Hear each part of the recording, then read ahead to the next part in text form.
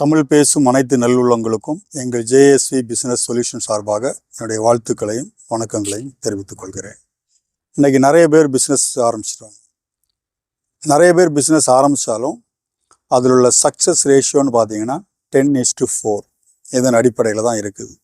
அது ஏன்னு கேட்டிங்கன்னா, அதுக்கு என்ன காரணம்னு கேட்டிங்கன்னா, அவருடைய ஆர்வம், பிஸ்னஸ் ஆரம்பிக்கும் போது இருக்கிற ஒரு ஆர்வம் கடைசி வரைக்கும் இருக்கிறது இல்லை. ஒரு காலகட்டங்களையும் ஒருத்தருக்கும் அது குறைஞ்சிக்கிட்டே வருது. அதனால தான் அந்த பிஸ்னஸ் ரேஷியோங்கிறது 10:4 இருக்குது. ஒருத்தர் ஆரம்பிக்கும் போது ரொம்ப இன்ட்ரெஸ்டாக, ரொம்ப ஆர்வமாக ஆரம்பிப்பார். ஒருத்தரும் அந்த பிஸ்னஸில் உள்ள இன்ட்ரெஸ்ட் ஆரம்பிக்கும் போது, ஒரு கம்பெனி ஆரம்பிக்கும் போது இருக்கிற அந்த அவருடைய ஆர்வம் கடைசி வரைக்கும் அது இருந்தால் மட்டும்தான் அவங்களுடைய பிஸ்னஸ் சக்ஸஸ்ஃபுல்லாக மாற்ற முடியும். இப்போ ஒருத்தர் பிஸ்னஸ், அவர் பக்கத்து வீட்டுக்காரு பிஸ்னஸ் ஆரம்பிச்சிருப்பார், இல்லை பக்கத்து தெருக்காரு பிஸ்னஸ் ஆரம்பிச்சிருப்பார், அவருடைய கொலீக் பிஸ்னஸ் ஆரம்பிச்சிருப்பார். இப்படி ஒருத்தர் ஆரம்பித்து அவங்க சக்ஸஸ் ஆகிருப்பாங்க. அவங்கள பார்த்தோன்னா அப்போ நம்மளும் பிஸ்னஸ் ஆரம்பிக்கலாம், நம்மளும் ஒரு பிஸ்னஸ் பண்ணால் என்ன அப்படிங்கிற ஒரு ஆர்வம் இனிஷியல் ஸ்டேஜில் நிறைய இருக்கும்.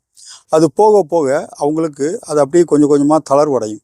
அதனால தான் அந்த பிஸ்னஸ் ரேஷியோ அந்த மாதிரி இருக்குது. இப்போ எல்லாருக்குமே அந்த பிஸ்னஸ் சக்ஸஸ்ஃபுல்லாக மாறணும் அப்படின்னா இந்த ஆர்வம், முதல்ல இருக்கிற அந்த இன்ட்ரெஸ்ட் கடைசி வரைக்கும் அவங்களுக்கு இருக்கணும்.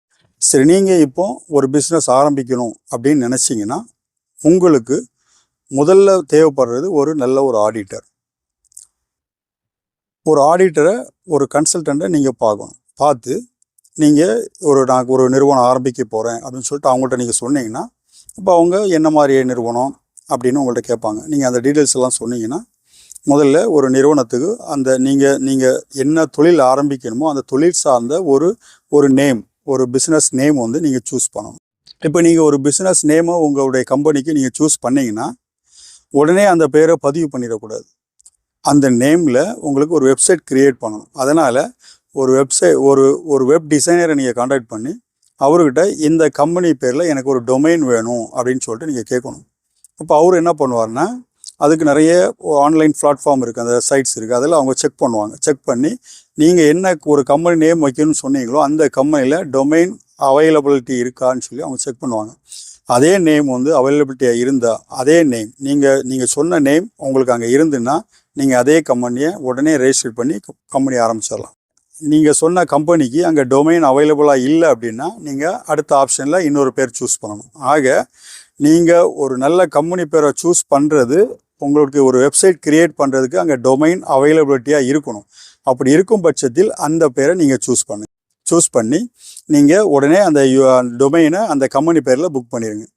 ஸோ அதுக்கப்புறம் ஃபர்தராக நீங்கள் அந்த கம்பெனியை உங்களுக்கு ரெஜிஸ்டர் பண்ணலாம். எம்எஸ்எம்இயில், அப்புறம் ஜிஎஸ்டி, ஸோ இந்த மாதிரிப்பட்ட ரெஜிஸ்ட்ரேஷன் காரியங்கள் நீங்கள் பண்ணலாம். அதுக்கு ஒரு கன்சல்டன்ட், ஒரு ஆடிட்டரை நீங்கள் கான்டாக்ட் பண்ணி அவர் மூலமாக அந்த ரெஜிஸ்ட்ரேஷன் எடுத்துக்கலாம். ஒரு கம்பெனியை நீங்கள் பதிவு பண்ணிட்டீங்க. இப்போ உங்களுக்கு ஒரு நிறுவனம் இருக்குது, அந்த நிறுவனத்துக்கு ஒரு பேர் இருக்குது, அதுக்கு ஒரு வெப்சைட் டிசைனுக்கு நீங்கள் ஒரு வெப்சைட் பின்னால் நீங்கள் க்ரியேட் பண்ணுறதுக்கு உங்கள் டொமைனை நீங்கள் புக் பண்ணிட்டீங்க. இப்போது நீங்கள் ஒரு 30% உங்கள் ஒரு நிறுவனத்துக்கு ஒரு 30% ஒர்க் அவுட் நீங்கள் முடிச்சிட்டீங்க. ஸோ இதுக்கப்புறம் நீங்கள் என்ன பண்ணுறீங்கன்னா, அந்த சர்டிஃபிகேட்ஸ் எல்லாம் எடுத்துக்கிட்டு நீங்கள் ஒரு பேங்க் கரண்ட் அக்கௌண்ட் ஓப்பன் பண்ணுறீங்க. ஒரு கரண்ட் அக்கௌண்ட் ஓப்பன் பண்ணிட்டீங்க. இப்போ நீங்கள் ஒரு பிஸ்னஸ் நீங்கள் ஸ்டார்ட் பண்ணலாம். இது லோக்கல் பிஸ்னஸுக்கு. இப்போது நீங்கள் எக்ஸ்போர்ட் பண்ண போகிறீங்க. இப்போ நீங்கள் எக்ஸ்போர்ட் பண்ண போகிறீங்க அப்படின்னா நீங்கள் ஐஇ கோடு எடுக்கணும். ஸோ இந்த ஐஇ கோடு எப்படி எடுக்கணும்னா, நீங்கள் அதுக்கு சேம் அதே ஆடிட்டரை நீங்கள் கன்சல்ட் பண்ணிங்கன்னா அவரே உங்களுக்கு அந்த ஐஇ கோடு எடுத்து கொடுத்துருவாங்க. இப்போ அந்த ஐஇ கோடு எடுத்ததுக்கப்புறம் அந்த ஐஇ கோடை நீங்கள் அந்த ஐஇ கோடு கூட ஏடி கோடுன்னு ஒன்று இருக்குது. அந்த ஏடி கோடுனா பேங்கில் தருவாங்க, ஆதரைஸ் டீலர். அந்த ஏடி கோடை நீங்கள் பேங்க்லேருந்து வாங்க. ஏர்வே மூலமாக அனுப்புகிறீங்களோ, இல்லை ஷிப்மெண்ட் சி கார்கோ மூலமாகவோ, இல்லை ஏர் கார்கோ மூலமாக நீங்கள் ஒரு ப்ராடக்ட் எக்ஸ்போர்ட் பண்ணுறீங்க இல்லையா, அப்படி பண்ணுறதுக்கு உங்களுடைய ஏடி கோடை அந்தந்த போர்ட்டில் நீங்கள் ரெஜிஸ்டர் பண்ணியிருக்கணும். இதை யார் ரெஜிஸ்டர் பண்ணுவாங்கன்னா, உங்களுக்காக ஒரு கஸ்டம்ஸ் ஹவுஸ் ஏஜென்ட் வச்சுருப்பீங்க இல்லையா, அவங்கள்ட்ட நீங்கள் கொடுத்தீங்கன்னா அவங்க உங்களுக்கு அந்த ரெஜிஸ்ட்ரேஷனை பண்ணி கொடுப்பாங்க. இந்த ரெஜிஸ்ட்ரேஷன் முடிஞ்சதுக்கு அப்புறம் தான் நீங்கள் உங்களோட ப்ராடக்டை எக்ஸ்போர்ட் பண்ண முடியும். இப்போது நீங்கள் 50% ஒர்க்கை முடிச்சிட்டீங்க. அடுத்த 50% ஒர்க்கு உங்களுக்கு பேலன்ஸ் இருக்குது. அது என்னென்னா, ஒரு சப்ளையர். உங்களுக்கு ஒரு ஜெனூன் சப்ளையர் வேணும். ஒரு நல்ல ப்ராடக்டை நீங்கள் சூஸ் பண்ணணும். ஸோ இதெல்லாம் உங்கள் கையில் இருக்கும் பட்சத்தில் தான் உங்களுக்கு நீங்கள் எக்ஸ்போர்ட்டு நீங்கள் பண்ண முடியும். நீங்கள் வந்து ஒரு பையரை வந்து சர்ச் உங்ககிட்ட ஒரு நல்ல ஒரு ப்ராடக்ட் வேணும், ஒரு சப்ளையர் வேணும். அப்படி இருந்தால் மட்டும்தான் உங்களால் ஒரு பையரை வந்து நீங்கள் ஒரு ஒரு ஒரு டார்கெட் பையரை வந்து நீங்கள் சூஸ் பண்ண முடியும். உங்களுடைய டார்கெட் பையர் யாருன்னு உங்களுக்கு தெரியும், அதை நீங்கள் வந்து சூஸ் பண்ணலாம். ஸோ இந்த டார்கெட்டு பையரே உங்களை தேடி வர வைக்கிறதுக்கு தான் வெப்சைட்டுங்கிறது. ஸோ இதுக்கு தான் ஆரம்பத்தில் நீங்கள் ஒரு டொமைன் புக் பண்ணியிருந்தீங்க. இப்போ அந்த டொமைனை நீங்கள் அந்த வெப் டிசைனர்கிட்ட கொடுத்து நீங்கள் அதை பக்காவாக பில்ட் பண்ணணும். ஸோ அது என்ன மாதிரி அப்படிங்கிறத நீங்களும் அந்த வெப் டிசைனர் உட்காந்து டிஸ்கஸ் பண்ணிவிட்டு ஒரு நல்ல ஒரு பக்காவான சைட்டை நீங்கள் க்ரியேட் பண்ணிங்கன்னா அதில் உங்கள் ப்ராடக்டை நீங்கள் டிஸ்பிளே பண்ணி வைக்கலாம்.